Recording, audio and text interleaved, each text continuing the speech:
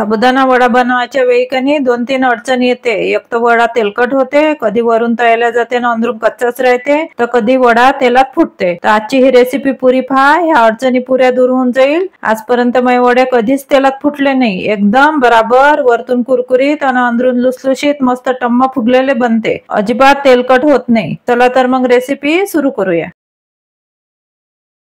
सर्वात पहिले आपल्याला साबुदाणा भिजत घालायचा आहे। त्याच्यासाठी मी इथं अर्धा किलो साबुदाणा घेतला।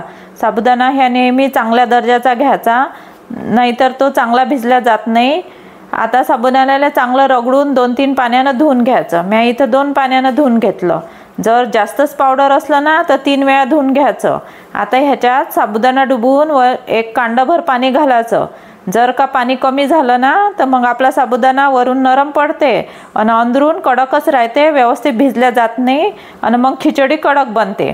आता ह्याले साबुदाण्याले 7-8 तास झाकून तसंच ठेवून द्यायचं। याच्यापेक्षा जर कमी ठेवलं तरी मग आपला साबुदाणा बरोबर भिजल्या जात नाही।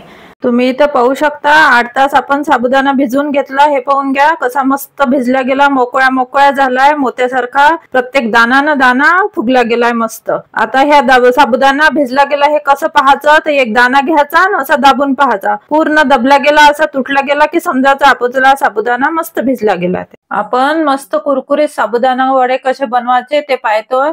त्याच्यासाठी मी आता मस्त साबुदाणा भिजून घेतला। हे पहा बरोबर भिजला गेला पाहिजे साबुदाणा, म्हणजे आपले वडे मस्त होते। त्याच्यासाठी मी एक इथं वाटी घेतली। ह्या वाटीनं मी 2 वाट्या साबुदाणा घेत आहे। इथं 1 वाटी घेतलाय। एका वाटीत बरोबर आपले 5 वडे बनते। आणि आता मी इथं 2 वाट्या साबुदाणा घेतला। साबुदाणा चांगला मोकळा करून घ्यायचा। आणि आता आपल्याला याच्यासाठी प्रमाण असं आहे की एका वाटीला 1 आलू, हे लहान आलू आहे म्हणून 2 वाट्या साबुदाणा घेतला तर 2 आलू घ्यायचे आणि उकडून घेतले आहे आलू। जर मोठा आलू असला एवढा तर एका वाटीला अर्धाच घ्यायचा आहे, मग 2 वाट्याला 1 मोठा आलू घ्यायचा। इथे 1 चम्मच आता मी जिरं घेतं आणि 4 मिरच्या घेतल्या हिरव्या, त्याचे बारीक तुकडे करून घेतले आणि त्याला ठेचून घेतलं। तुकडे कधी कधी वड्यातून उडते तर वडे फुटते, त्यामुळं थोडस ठेचून घेतलं तर मस्त चवही येते आणि चांगलं लागते। इथे 1 चम्मच मीठ घेतलं आणि 2-4 साखरेचे दाणे टाकायचे। आपल्याला एका वाटीला अर्धा चम्मच मीठ पाहिजे। आता आपल्याला याच्यात टाकायचं आहे शेंगदाण्याचा पावडर। तर मी इथं शेंगदाणे चांगले भाजून घेतले आणि त्याचं असं मिक्सर चालू बंद करत जाडसर पावडर बनवून घेतलं। आता आपल्याला एका वाटीसाठी 2 चम्मच पावडर घ्यायचं। इथं आपण 2 वाट्या साबुदाणा घेतला म्हणून इथं मी 4 चम्मच शेंगदाण्याचं पावडर घेते। प्रमाण आपलं एकदम परफेक्ट आहे। आता हे पहा आपले सारे पदार्थ याच्यात टाकून झाले। आता आपल्याला हे सारं मिक्स करून घ्यायचं आहे। सर्वात पहिले आलू चांगले कुस्करून घ्यायचे हातानं आणि सारं व्यवस्थित मिक्स करायचं। याला 1-2 मिनिटं तरी मिक्स करून घ्यावं लागते मस्त, नाहीतर मग कणी वडे बरोबर बनत नाही आणि फुटते तेलात, कारण साबुदाण्यात पाणी असते की नाही। तर असं कुचकरून ते साबुदाणा थोडा स्मॅश होते, बारीक होते, मग आपले वडे बरोबर बनते। हे पहा आणि हे सारे आपले पदार्थ साऱ्या साबुदाण्यात व्यवस्थित मिक्स होते। अशा प्रकारे 2 मिनिटं चांगलं मी कुस्करून घेतलंय। जर असं कुस्करलं नाही आपण हलक्या हाताने जर मिक्स केलं ना तर वडे बनतही नाही आणि फुटते तेलात। पण घ्या इथं मी 2 मिनिट चांगलं मळून घेतलं। आता असा गोळा बनवून पाहायचा, असा व्यवस्थित गोळा बनला गेला का समजायचं की आपलं वड्याचं बरोबर मिश्रण झालं, मग आपले वडे बरोबर बनणार आहे। आता मी इथं वडे बनवासाठी एका वाटीत पाणी घेतलं। पहिले हाताला पाणी लावायचं। जर कोरड्याच हाताने थापलं तर साबुदाणा चिकट असते म्हणून हाताला नुसतं चिपकून जाते, म्हणून आपण पाणी घ्यायचं। तुम्ही तेल घेतलं तरी चालते, कोणी तेलाने थापते, पण मी इथं पाणी घेते। अशा प्रकारे सारे गोळे बनवून ठेवते एका आकाराचे व्हासाठी। मी एवढा लाडू एवढा घेतला। मी मध्यम आकाराचे बनवत आहे वडे आणि अशा प्रकारे हातावर थापून असं साईडनं गोल गोल करून असे थापून घ्यायचे। एकदम पातळ पण नाही करायचे, म्हणजे पातळ जर केले ना तर फुगत नाही आणि कडक कडक बनते। हे बघा अशा साईडचे ठेवायचे असे जाडसर आणि साईडनं गोल गोल दाबून घ्यायचं, म्हणजे आपले वडे व्यवस्थित होते। आता मी इथं 7 वडे थापून घेतले।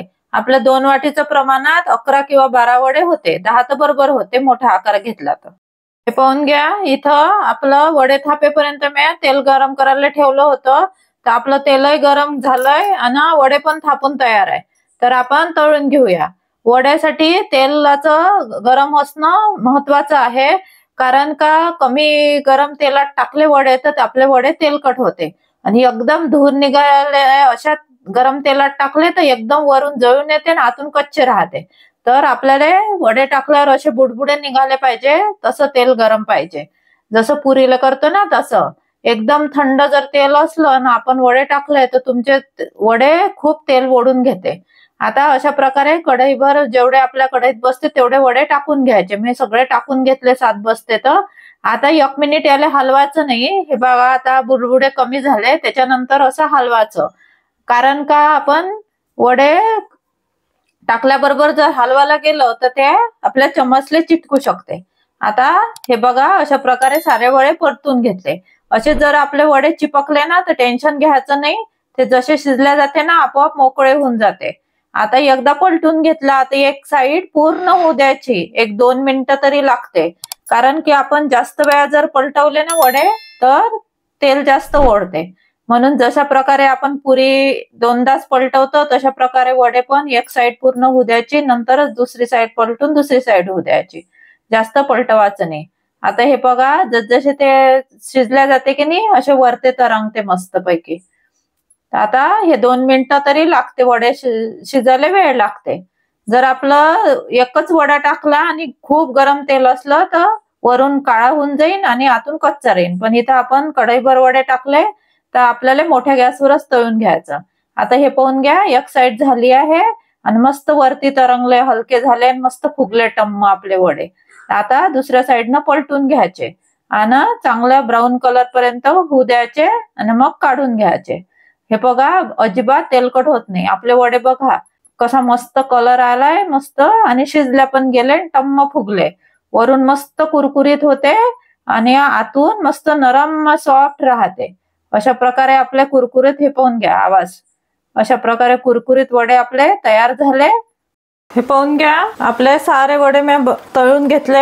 इथं पाहू शकता तुम्ही कसे मस्त कुरकुरीत झाले ते आवाजावर. आणि मी इथे एक तोडून दाखवते. वरून मस्त कुरकुरीत झाला आणि अंदरून मस्त सॉफ्ट झालाय. हे पाहून घ्या किती मस्त झालाय ते. अशा प्रकारे वडे एकदा नक्की करून पहा. वड्याची रेसिपी आवडल्यास लाईक करा, जास्तीत जास्त शेअर करा, आणि अजूनपर्यंत चॅनलला सबस्क्राईब केलं नसेल तर चॅनलला सबस्क्राईब नक्की करा.